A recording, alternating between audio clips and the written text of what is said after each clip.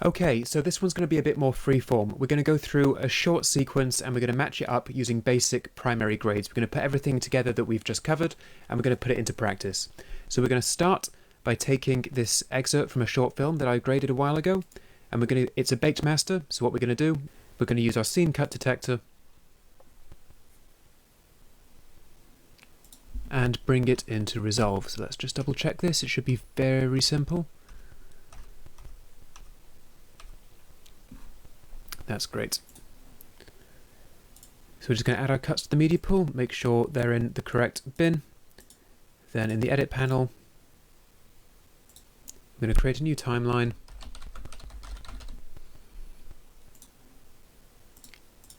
And then we're just going to bring everything down here. Now I'm actually going to get rid of the first shot in this sequence. And we're just going to grade from this shot here onwards. So let's go straight ahead into the color panel. So I'm not going to do anything too flash this time. The lighting, it's natural lighting, but it's pretty good and it's pretty consistent. Shot on a good camera on a Blackmagic Design Cinecam. Proper good 10-bit footage.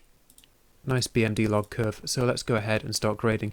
So the first thing I'm going to do is I'm going to choose my master shot here. I'm going to choose a shot that I'm then going to match everything else up to, and that's the shot I feel gives the best expression of the scene, I guess, or gives the most useful information, and that would probably be this wide shot. So what I'm going to do is put a green flag on this wide shot, and I know that I'm going to grade this first. I'm going to kind of develop my look here, and then I'm going to grade everything else around it to match this shot. So let's get started. So we're just going to keep it dead basic. We're going to set our contrast. Now if we pull everything right up, we start to get odd silvery skin, so we're not going to pull everything right up to the top.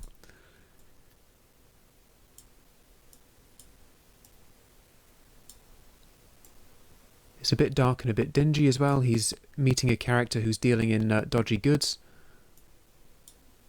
So what we can then do is bring up our saturation. Now as I bring up our master saturation, I want to be careful with the skin tones of the actors here. I don't want them to look like this. This is silly.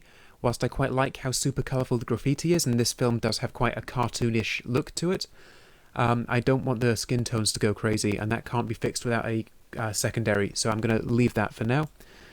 I'm going to bring it back down and say it's about there. Maybe I want to crush the shadows down a little bit in that kind of alleyway, that kind of tunnel in the background. So I'm going to use my curves, and remember, when you open up a curve, make sure it's unganged so you have more control. And I might just bring it down back there. I'm going to sell the idea that it's quite a dark alley and quite a menacing place to meet, even though we've got quite a colourful aesthetic going on. I quite like that juxtaposition. And that's quite simple. It's a bit yellow, a bit warm. I might just add a touch of coolness into those midtones. And looking at my scopes, looking at my parade, that seems pretty good and pretty neutral. I might just warm up my highlights ever so slightly, bring a bit more out of the skin. And I'd say for a basic primary grade, for a first step, that's probably okay. And that's been dead simple. We start with the shadows, then we set our highlights, then our mids, then we go through and we can set our color balance. We can do a little bit more with the curve if we feel that's necessary. And that's nice, dead easy, dead simple. So now I'm going to right click and I'm going to grab a still, and I've always now got a still to refer to. And like I said before, you can copy paste the look on. That's not quite right, but it's close. So we can use that as a starting point. We can tweak the look that we've copied across, or we can start from scratch. So I'm going to tweak the look that we've just copied across. Now looking at this, the highlights are a bit too high, so we can bring those down a bit. Skin tone's a bit more yellow in the other, so I think the blue here is not doing us any favours. Might just push the gamma very, very slightly to yellow to get that match. The hood's matching, the graffiti's matching up nicely. The skin is maybe a little bit lighter in this shot. I might just bring our mids down ever so slightly. That's getting better. And I'll bring my highlights up slightly to compensate.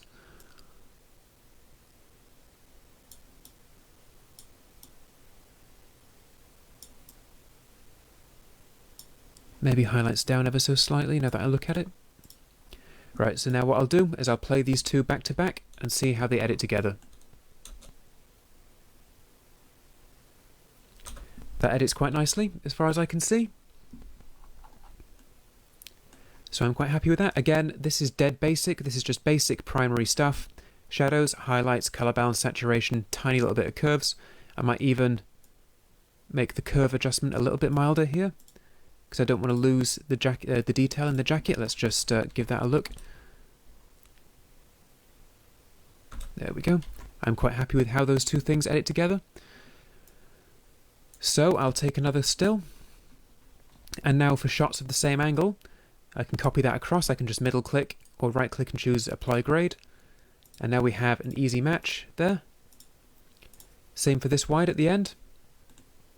I've got quite an easy match there. Whenever we do this, we always watch it through and make sure that nothing unexpected comes along and interferes. That there's a change in light or the camera settings change partway through a shot. That happens, although it's not common.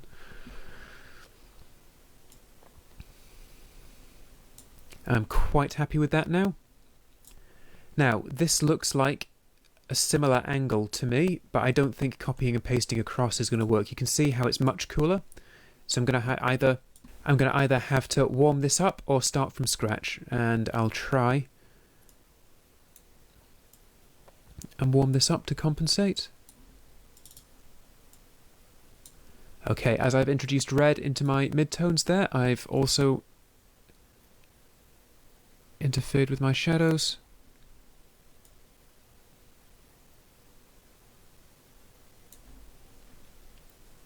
Highlights are a little bit bright. Maybe bring the mids down a smidge. And maybe bring the saturation up further on this one because the colour's not as strong.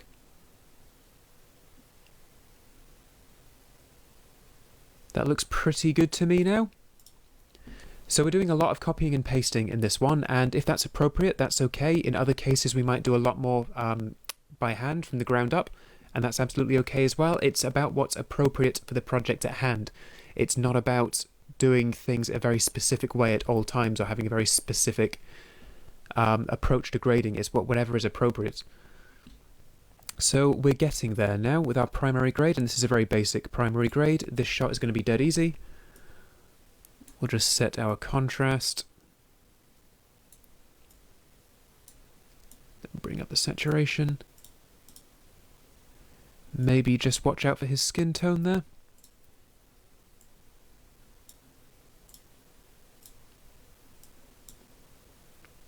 Okay, our highlights are still a little bit strong on this one, so I'm going to bring them back under control with the curve. And because it's a highlight on her skin, what I might just do is bring the top part of the red channel down using the red curve.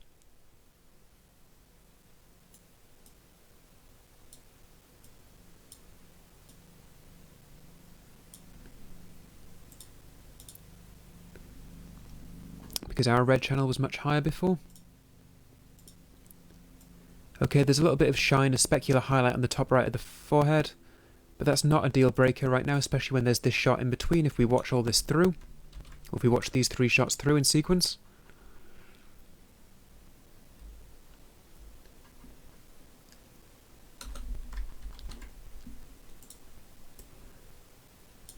maybe what we can do is bring down that highlight with the log wheel, just leave it at 33, or just leave high range at 550. And now we've got a much stronger match. Let's watch that through again.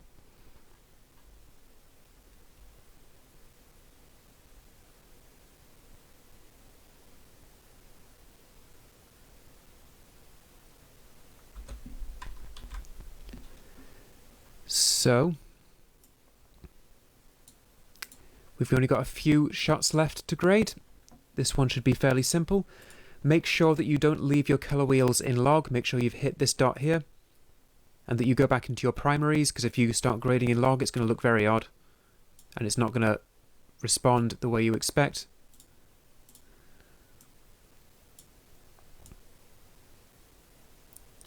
Now we do have a point of absolute white here. We have a strong specular highlight on the wall there. but we could ignore that a little bit, and we can bring that back under control using a curve in a second. Okay, brightness, that's looking good. Let's bring up our saturation again.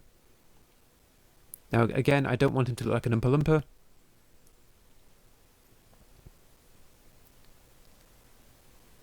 I'm going to say maybe 72, 73 is good there. It's also a good match for the skin in the wide. When we're matching things together, when we're looking at different shots, we're not just looking at shots, one shot next to the other. We're looking at the kind of consistency throughout the entire scene. This is very important. So I'm still keeping an eye on his skin tone here compared to here. And I might just bring things down on the Luma curve slightly, and then I might just bring that highlight back under control.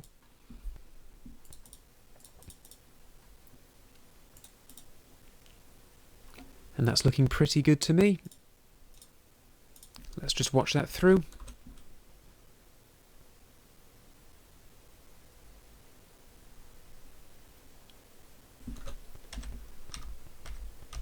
Side by side, these stand up pretty well. Maybe the shadows in his shirt are a little bit off.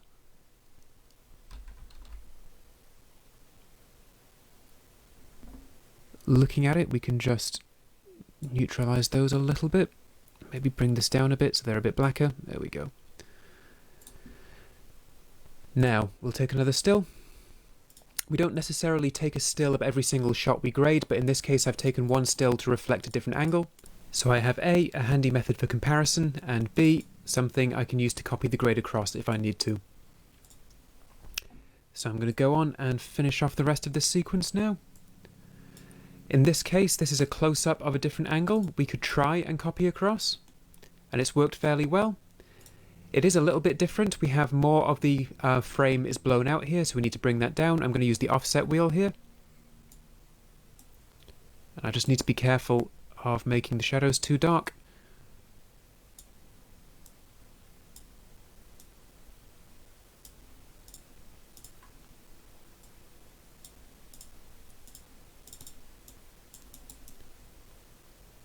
And that's looking pretty good to me in terms of matching. Now these two are more or less standalone, but we need to make sure that they fit into the rest of the sequence, and we're just going to set our contrast quite simply. And whack up the saturation, make sure we get that nice purple shirt and those skin tones in there. You can see that we've got a bit of a red highlight issue, so I'm just going to go with, in on the red curve. Bring that back under control ever so slightly.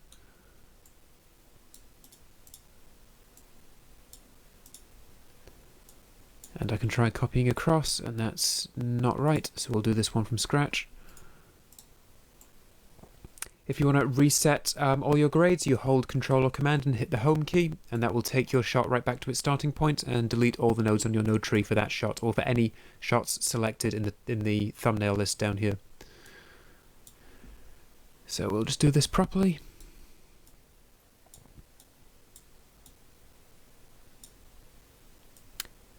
Whilst I do want some blue on the banknotes, I do want the whites to be white, so we'll just balance that out a bit more. There we go. Then bring up our saturation.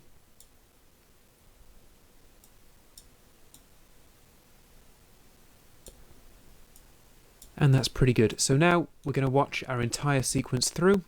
We'll save the project. And we'll see what we think.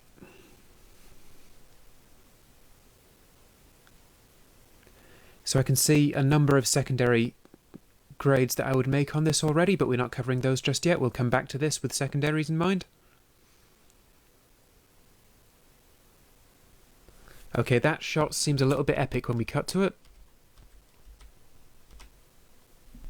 So what I probably want to do here is bring these highlights down and bring the midtones up and make sure that make it so that the contrast isn't quite as harsh. I mean, his face was very high contrast in comparison to hers just then, and we've just softened that out a bit, so let's now take another look at this. Okay, that's better, but still a little bit bright.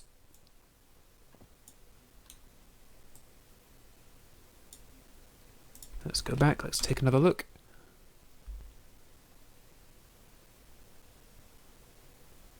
That's a much better edit to me. It's still a touch on the bright side, so let's just see if we can bring it down even a little bit more.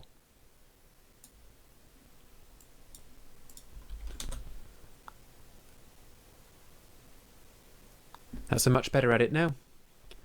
And that's just what it takes, really. It just needs you to keep looking and keep making little tweaks until you finally get it right. That's all. We've gone through this quite quickly. It's quite a simple... And I've spotted an error there. It's quite a simple sequence, but we've got a missed cut here. This was an edit which was missed by the scene cut detector, so what we're going to do is make sure that we get that right. We'll just move the playhead. We're back here in the edit panel, and we're just going to move the playhead to the point at which the edit changes, and then we're going to make a cut. And we'll grade this up to match everything else, because it wasn't taking the grade from the previous shot particularly well. Let's just take a little bit of that warmth down. Oops, wrong shot.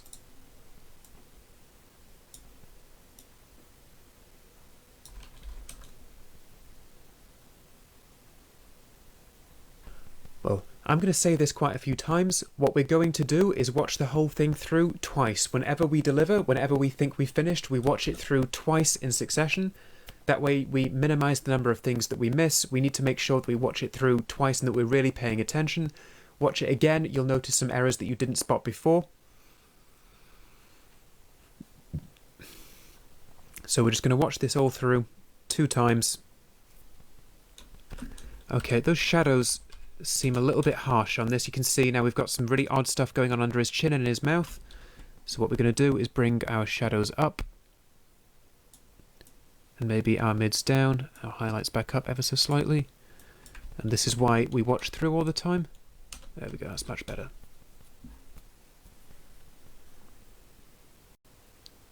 Okay.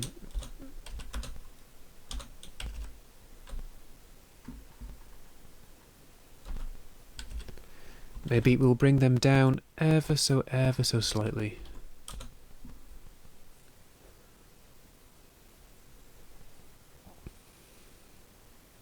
Cool, now this is the last time we're watching it through.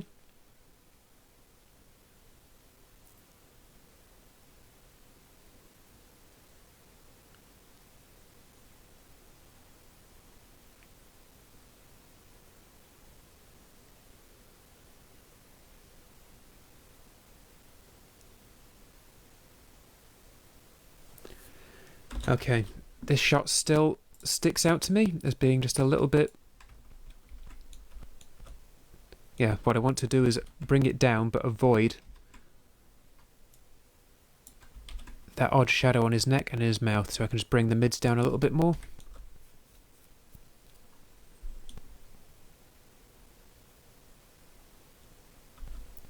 Okay, I will bring this down ever so slightly. It seems a little bit... So what I will do is I'll bring these shadows down ever so slightly. Make sure we have the same grounding in these shots as we have in others. Excellent. Cool. Right, I'm going to watch this through one more time, but I'll edit that out just so we don't spend loads of time just waiting around, really. So this was a very simple sequence. On some basic projects, this would be enough. If you're on a very tight deadline, you could then just get everything so that it matches together. There's some slight lighting mismatches here, which are quite easy to iron out, and just try and get the best out of the scene we can as quickly as possible. We're going to come back to this same sequence at the end of the secondary module and do another pass at it using our secondary tools, doing work with particular colours in the background, on the shirt, on the skin, making sure that our shadows are just so. We're going to do a more advanced pass on this later on. So save this project because we are going to come back to it later on when we do the secondary, when we match up a sequence using secondary qualifications. Right, I hope you enjoyed this. Click on through to the next lecture and the next module once you're ready.